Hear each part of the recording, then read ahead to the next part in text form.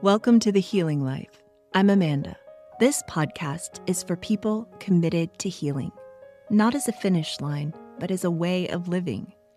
Every episode, we talk honestly about what it actually looks like to keep choosing healing as life unfolds. When things get better, when they get harder, and when another layer shows up. Let's get into it. Thank you so much for your patience as we missed an episode last week. The episode was recorded and then we had just unprecedented issues in post-production, and I was in the middle of finals week in my doctoral program, and unfortunately something had to give. So I decided to prioritize my statistics final exam and get that across the finish line. I know that meant dropping this ball, and I felt awful about that, but thank you for your patience, and it's really great to be back. We've talked about bodies, and we've talked about my story of surviving childhood sexual assault. So I want to tie these two components together today for a conversation about healing your connection to your body. Not necessarily your relationship with your body, but rather your ability to tolerate being present in your body. My own journey through this has not been linear. I have gained ground and then lost it and then regained it. And I currently happen to be in a place where I can usually tolerate being connected to and present in my body. Some days are better than others, but I really am light years from where I started. I've gone through phases in how I view my body. It started really young, back in the cult where purity culture reigned supreme, and I was taught that my body was a moral problem. It was a stumbling block for boys and men. It was something that needed to be covered up, out of sight, out of mind. I was taught that knowing, exploring, or even just acknowledging your body or aspects of it, that was all sinful. For instance, if you had curly hair and you liked your curly hair, well, don't, because that's vanity. And then the sexual assault I experienced just compounded all of this. I was taught from a young age that it wasn't my brother's fault that he raped me. It was my body's fault for being alluring as a kid. Yeah. So we'll let that sink in. But bodies were bad growing up. Bodies got you into trouble. Bodies were immoral. Bodies were something to be ignored.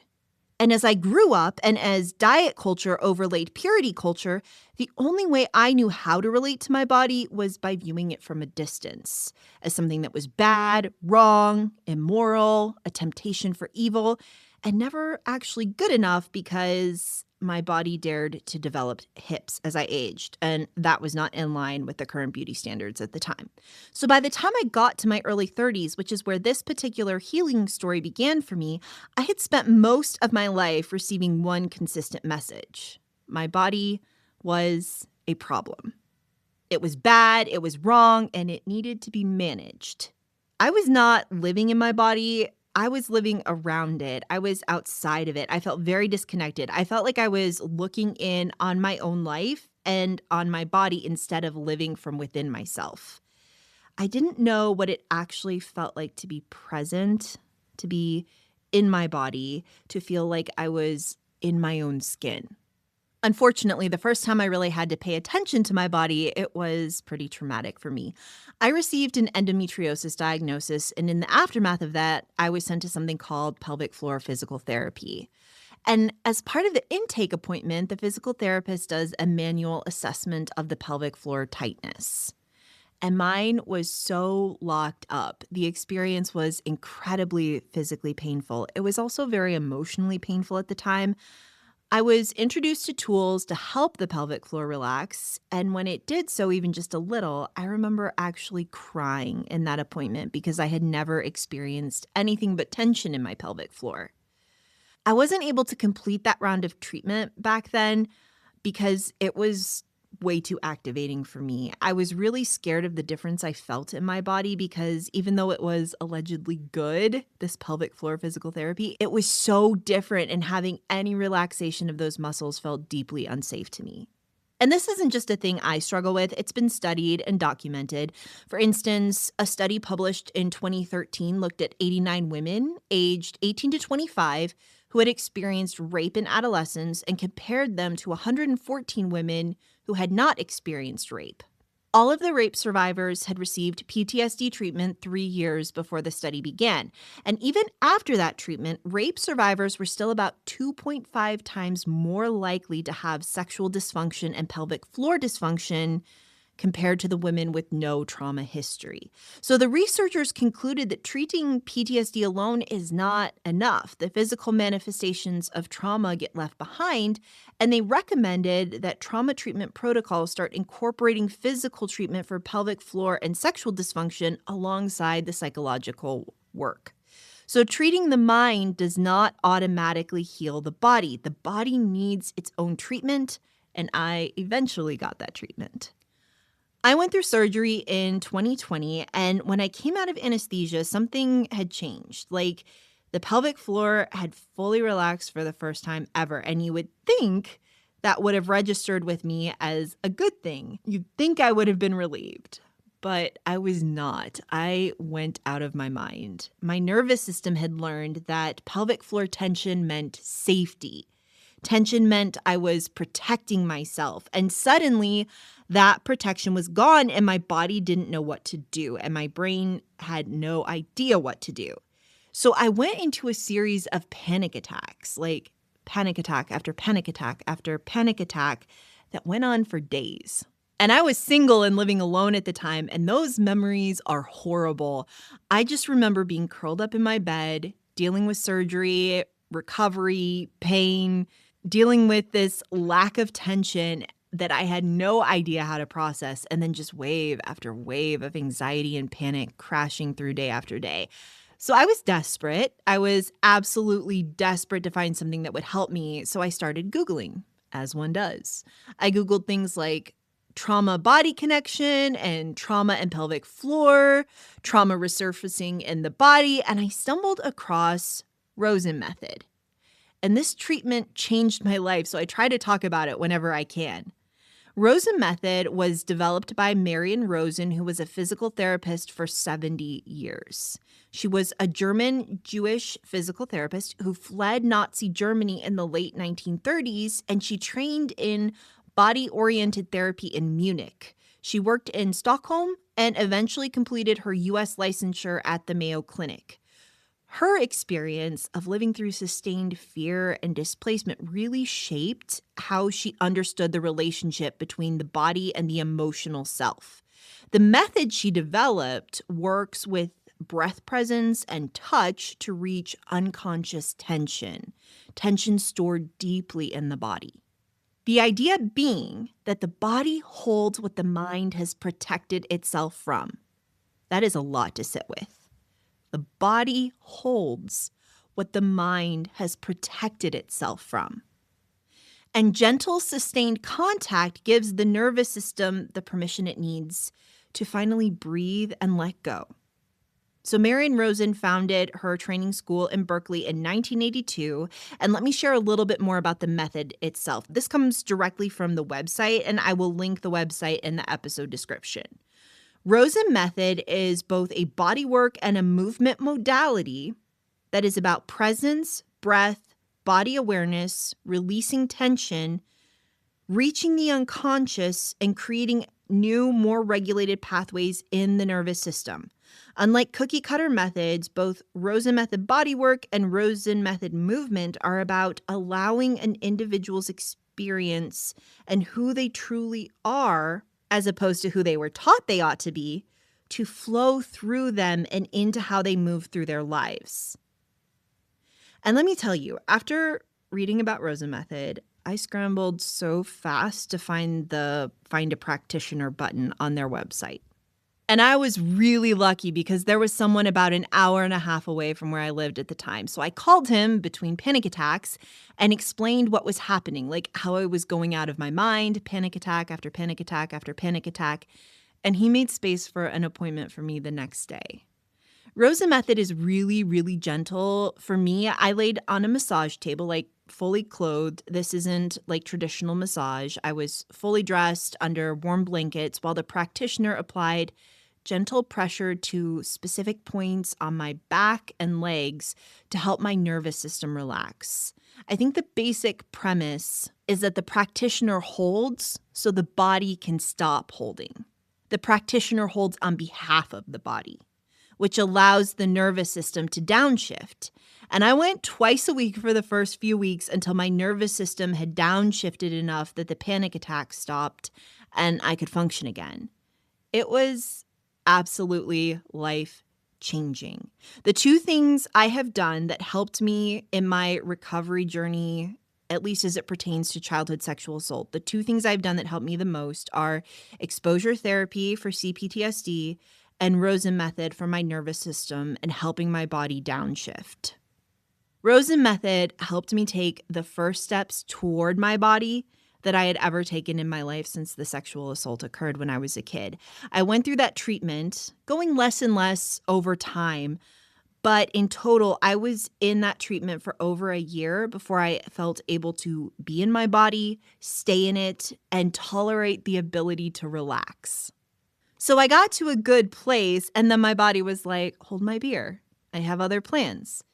After a short stint of being in that good place, I went through another round of health issues that were severe, long-lasting, and ended in many more diagnoses, including dysautonomia. And if you haven't heard of it, dysautonomia is the dysfunction of the autonomic nervous system, the part of your nervous system that controls all the things your body does automatically, like regulating your heart rate, blood pressure, digestion, your temperature. And when it's not working properly, your body is essentially misfiring on its most basic functions.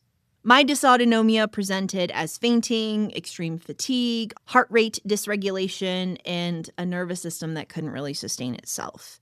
And you might know dysautonomia as POTS as well. I think that's one that most people have heard of. But there are various forms of dysautonomia. So dysautonomia changed the game in a way I wasn't prepared for. When your nervous system is dysregulated at that level, your body doesn't feel like it's your home anymore. It feels unpredictable. It feels unreliable. And for me, it felt downright scary a lot of the time. So after all that work I had done, the investment I had made, I was once again feeling unsafe in my own skin. And that was really hard to sit with. So I had another surgery in 2022, but this time I was prepared for the release of tension that had slowly crept back in during my illness, and I went back to pelvic floor physical therapy. But this time it was really different. It was relief instead of traumatic. I was able to go through the full treatment plan, and I kept working on connecting back into my body. I kept working on feeling safe without tension. So it didn't feel like starting over. I mean, in some ways it did, but in other ways it felt like I was walking down a road I knew pretty well, which was helpful. And that was encouraging. In the end, it kind of felt like riding a bike. Like I knew the pathways. I knew how to find that moment where I could let my guard down enough for the treatment to work, for my muscles to relax, and then hold on to that, sit with that, even if it was a little dysregulating or scary at first. And during this time, I was also going through eating disorder recovery treatment. So there was a lot going on. There was a lot coming at me that felt really unsafe, even though I was doing really good, safe things for my body. And I think something that's important to name with the eating disorder piece is that I don't think it was ever really about food. I think it was another way of being outside my body. It was about controlling my body and managing it, keeping my body at arm's length because I didn't know what to do with having a body, having never really been allowed to feel okay about having a body growing up. I think the eating disorder was also very much about trying to make my body conform to current beauty standards because that's what I'd been told to do my whole life. So it felt familiar and it felt safe, and that same impulse that made the tension feel like safety, it also made food restriction feel like control. I think in many ways it was the same wound, just presenting differently. And I realized that the measures and extremes I went to meet and sustain body image ideals was taking a toll on my body. It was showing up in my blood work at the doctor. It was showing up in my obsessions and restrictions. And I knew it wasn't healthy. So it turned out the final boss of reconnecting with my body was learning what it meant to let her be what she is and working with her instead of against her. She needed some joy. She needed some fun. She definitely needed some carbs, let's be real. So I want to be honest that this isn't a story that goes like, and then I healed and everything was fine and she lived happily ever after the end. I still have to do consistent work to stay connected to my body, to stay present, to keep things relaxed. And anytime I'm stressed, anytime I'm worried, anytime I'm in finals week, my body runs back to tension. I think the difference now, though, is that I can anticipate that this is going to happen. I can catch it, and I can work with my body to downshift. I still have urges to go back to my disordered eating, but I'm able to pause and remember that nothing feels as good as having a brain that functions because I feed it and I take care of myself. In terms of the dysautonomia, I'm still working on that. I take medication and it requires a lot of lifestyle modifications. So it's still very much a work in progress for me. But what I hope is that this conversation has given you some ideas for things to try that maybe you haven't considered yet in your own healing journey. Like if you have trauma that you've processed psychologically, but you still have issues connecting to your body, or you still have health issues, or you still have sexual dysfunction issues, or if what I shared about pelvic floor tension really resonated with you, I want you to know that there are modalities to address these things. There are pathways to address these things. We just don't bring them all into the same room and talk to people about them at the same time. You usually, as a trauma survivor, have to go on this really sporadic journey, like figuring out, oh, okay, I need to piece this thing together. And if I do that treatment, it'll help with that. And it's really chaotic. So part of what I'm on a mission to do in my research and hopefully through this podcast is kind of distill everything I've learned along the way so that folks know there are a lot of things to anticipate in terms of healing and recovery. It can take time and it can take a lot of work. It might require a lot of different modalities. But hey, have you heard of Rosen Method? Have you heard of EMDR and exposure therapy? I think it's so important to have conversations that address more than just talk therapy. And I'm not knocking talk therapy at all. I believe in it. It has helped me. It has changed my life. But I found that there was more work to do. I found that talk therapy did not help me come home to my body in a way that some of these other modalities have. And while this journey isn't over for me, it's something I'm definitely still working on. It falls in my still working on it bucket that I mentioned in episode 1, but I'm making progress. And when I think back to where I was in 2020, it is so much better now. I have made so much progress. And even though staying connected to and nourishing and regulating my body is still not automatic for me, it's getting better, and I know it will keep getting better, and I have hope that one day it will be easy for me to do these things. And I hope that for you too. Thanks for spending this time with me. Take what you need, leave the rest, and keep moving in the direction of your healing. If this episode resonated, share it with someone who needs it. That's how we all find each other. Subscribe to The Healing Life wherever you listen, and I'll see you in the next episode as the journey continues.